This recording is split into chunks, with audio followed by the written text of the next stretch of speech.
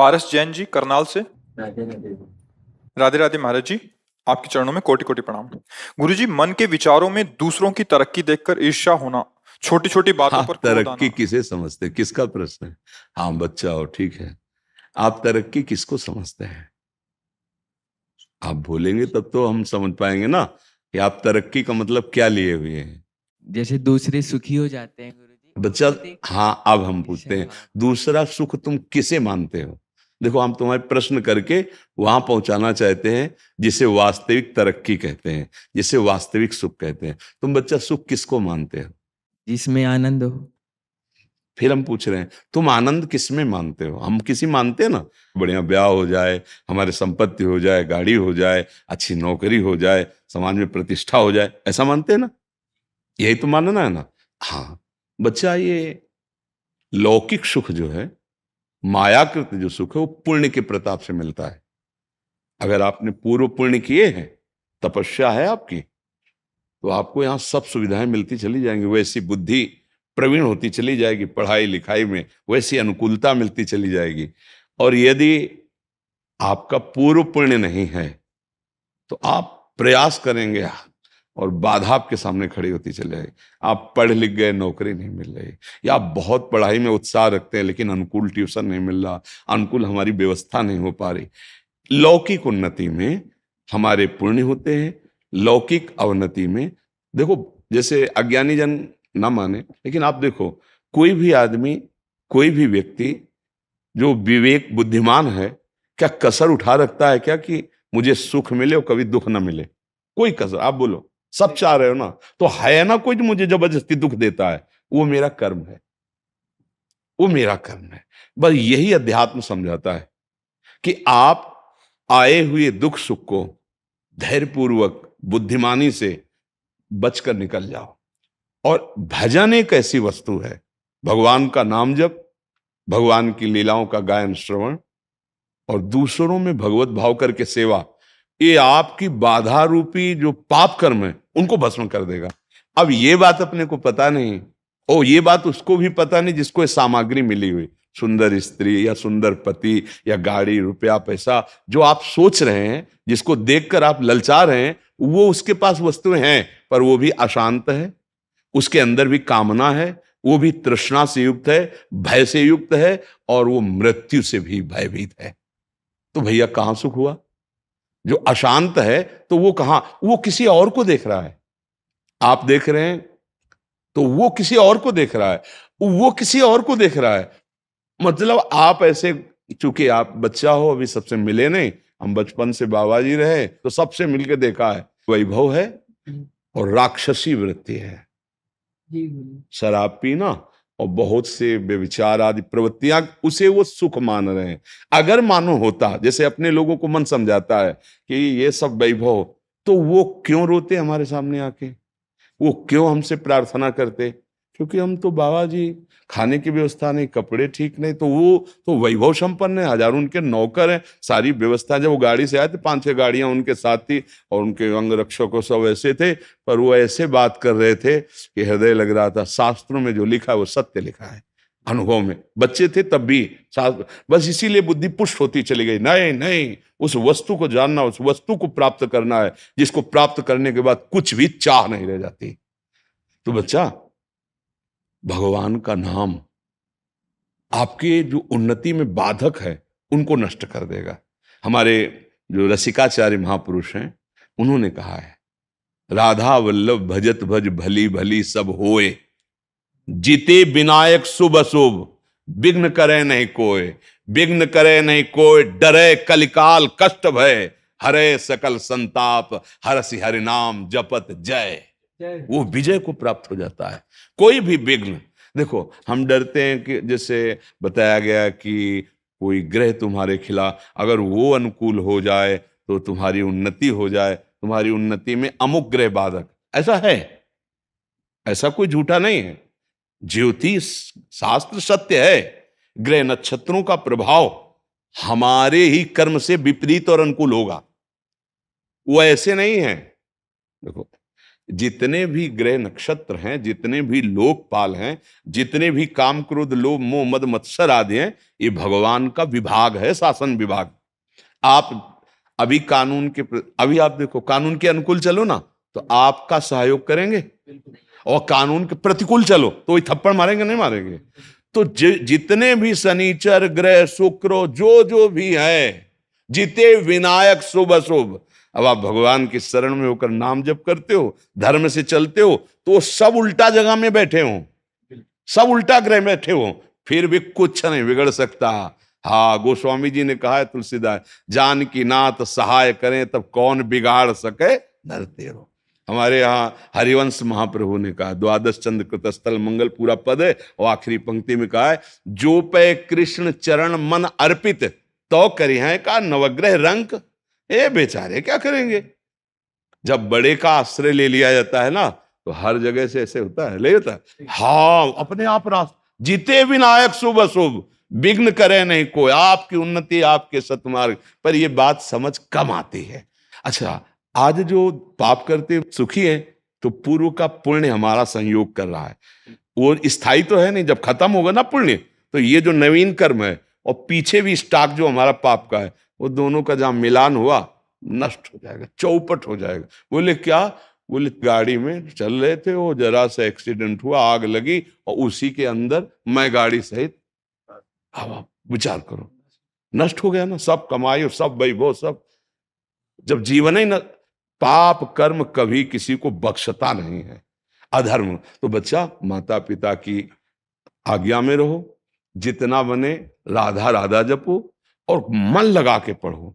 अगर आप ब्रह्मचर्य रहोगे, तो ब्रह्मचर्य में इतनी सामर्थ्य है कि एक बार जो सुन लिया गया, वो जीवन भर याद रहा है। अब तो इतनी औषधियां, इतना सब शरीर पीड़ा में है, एक बार बोला बस, कभी भी जीवन में सुन लेना, स्मृति जागृत हो जाती है। हम जो बार बार पढ़ते हैं, याद नहीं होता ना, उसका कारण ब्रह्मचर्य कीनता है। तो अभी नई अवस्था है, हम तुम्हें नियम बताते हैं। सुबह सूर्य उदय के पहले उठो, जल पियो, पानी रख लो, अनुकूल करो उसे गर्म, इतना कि आराम से वज्रासन में बैठना जानते हो? इसके द्वारा बहुत से विद्यार्थियों को लाभ मिलेगा अगर आप इस बात को सोए। वज्रासन जानते हो? नहीं जानते? घुटनों के बल बैठना वज्रासन कहा जाता है। घुटनों के बल जैसे ना बैठते, दोनों पैर घुटनों को, उसमें बैठकर धीरे धीरे राधा राधा नाम जप करते हुए 10 मिनट में जल पियो, आराम आराम। फिर टहलो, शौच स्नान करो, फिर इसके बाद 30 मिनट व्यायाम करो। ये सब सूर्योदय के पहले हो जाना चाहिए। कुछ दंड बैठक, कुछ उछल कूद, आसन, प्राणायाम, व्यायाम, और सात्विक भोजन, सतोगुणी भोजन। ये जो आजकल चला है ना बाजार का पिज्जा बर्गर, ये सब बच्चा, सब ये चीजें अपने लीवर को खराब करने वाली हैं। बहुत आधुनिकता फैल रही ना, ये नहीं, ऐसा नहीं। सात्विक भोजन जहां तक हो सके सात्विक भोजन पाओ। कभी ऐसे बच्चों का संग मत करो जो धर्म विरुद्ध आचरण सिखाते हैं, आचरण विहीन, वो समझ रहे हो ना, जैसे गंदी बातें, गंदे दृश्य, जो गलत तरफ ले जाए। हाँ, ऐसे बच्चों का संग न करो। और आजकल वैसे ऐसे मित्र मिलते ही नहीं है। हाँ बच्चा, तुम्हारी बात सही, तो देखो मिलते तो है ही, अगर हमारा तुम्हारा मिलन हुआ तो मित्र तो है ही है ना, शत्रु तो नहीं है ना। तो अगर खोजोगे तो जिल खोजा तिल पाया, है नहीं? तो सही सलाह मिल रही।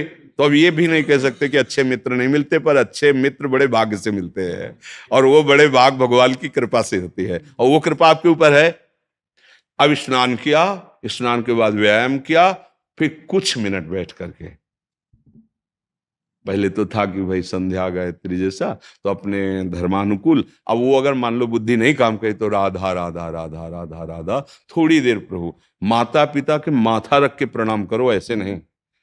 प्रातः काल उठ के रघुनाथा, मात पिता गुरु नाम। और भगवान को, घर में सबके कुछ ना कुछ भगवान के स्वरूप होते हैं, प्रणाम किया। और फिर विद्या को समझो कि आप बहुत बड़ी तपस्या कर रहे हैं। एकांत में बैठकर जो आपका स्वाध्याय है, पूरी तन्मयता से करो। आप देखो बढ़ते हो कि नहीं बढ़ते, शरीर स्वस्थ, संयमी पुरुष, और अपने जो कर्तव्य कर्म को, जैसे आप विद्यार्थी तो आपका वो कर्तव्य, नियमित रूप से आप अपनी दिनचर्या बना लो। आप खुद देखोगे कि जीवन कैसे उन्नति हो? जीवन उन्नति का तात्पर्य सत्य मार्ग में चलना, हृदय आनंदित रहना। वही देशभक्त हो सकता है, वही समुदाय को सुख प्रदान कर सकता है, वही लोगों को तार सकता है। संयम से नहीं है, अपना ही हृदय जल रहा है तो फिर कोई पद कोई भी वो मंगलदायक नहीं होगा। इसलिए बच्चा उस उन्नति को मत देखो, इस उन्नति को देखो, धर्म पूर्वक चलो। और बिल्कुल हमारी प्रार्थना मान लेना, जब तक पाणी ग्रहण संस्कार ब्याह ना हो तब तक ब्रह्मचर्य पर दृष्टि रखना। और जब ब्याह हो जाए तो भगवान जैसे गृहस्थी के नियम बताए, फिर आप देख लेना गृहस्थी में भी रहते हुए आप तेजस्वी रहेंगे, आप बलवान रहेंगे, आप एक विवेकवान रहेंगे, आप समुदाय को ऐसे संग बना लेंगे जिससे सबका मंगल हो। हम आचरण विहीन बच्चे होते जा रहे हैं, धर्म विहीन होते जा रहे हैं, माता पिता गुरुजनों का अपमान करते जा रहे हैं, छोटे छोटे बच्चे गंदे नशे कर रहे हैं। अरे अभी तुम्हारा नवीन शरीर है, वो उत्थान को हो रहा है, तुम उसको पतन को ले जा रहे हो। गंदी बातें, गंदे नशे, मतलब स्कूल जा रहे हैं विद्या अध्ययन के लिए, विद्या का फल है विनम्रता, वो है ही नहीं। विद्या का फल है दुर्व्यसनों से बचना, और दुर्व्यसन बढ़ा रहे हैं।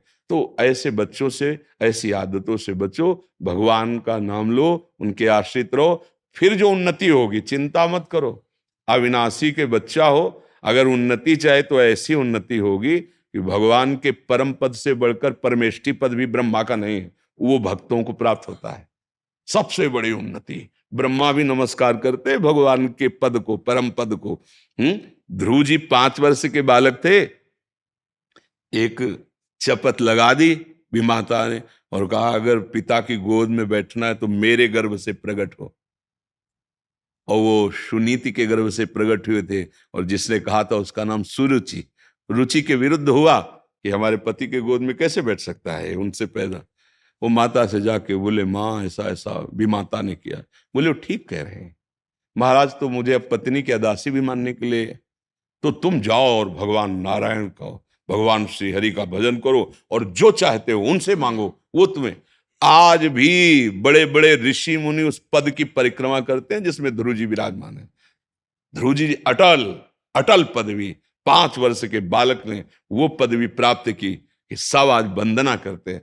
तो अपने लोग क्या नहीं प्राप्त कर सकते? हाँ, जो ध्रुव जी भगवान के हैं वही हम भी तो हैं, हम अपने सब है ना। हम क्या कर रहे हैं? हम अधर्म गलत आचरणों में फंसकर ऊंचाई पर चढ़ना चाहते हैं। अगर गंदे आचरण कर रहे हो, अधर्म कर रहे हो, आपकी उन्नति हो रही तो हर्षित मत होना।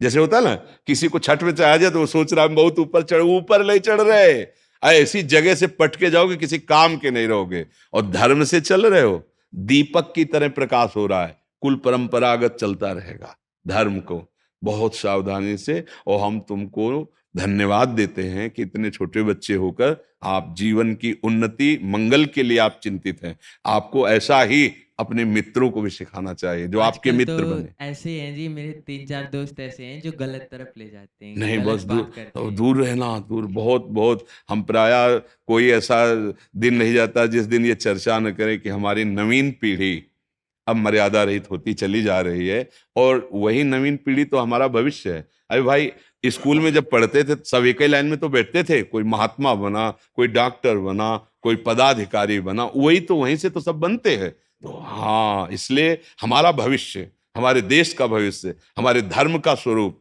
वहीं जागृत होता है कक्षा 1 से लेकर के।